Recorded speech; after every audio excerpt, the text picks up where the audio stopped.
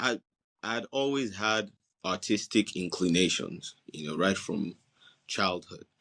Um, I always found myself in front of the audience doing something, be it drama, be it debates, be it quiz or presentation, reading a newsletter, or dancing even, because I used to be a phenomenal dancer as a kid.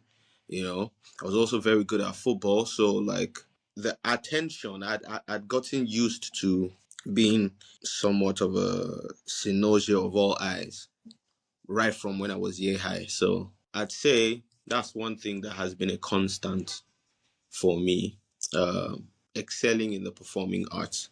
So when you're growing up as a kid and you find that you are genuinely gifted at so many things, it's a blessing. It's like you're God's favorite.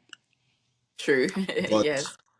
but when it gets to the point where you now have to focus on one out of all of this, right?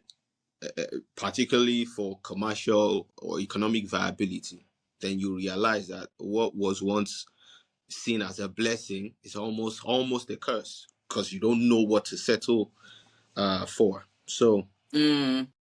after, when I was done from the University of Ibadan and I finished my service, my father wanted me to immediately go in for a master's degree.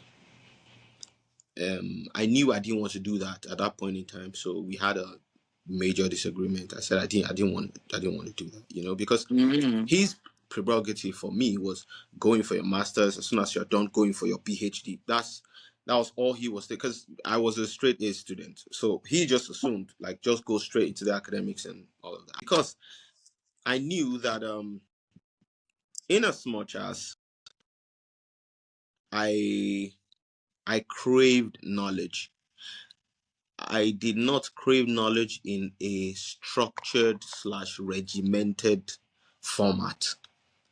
And I knew that pursuing a career in the academics would mean that there is definition and regimen to it, and I did not want that. How were you able to stand up to your dad? Because I know with a lot of people in that situation, what usually ends up Yeah. happening is they just, okay, let me just do this to make this man happy. Then when I'm done, I'll do whatever I want. So how did you sort of find the strength in that moment back then to sort of stand up for really what you wanted? So I would say there was already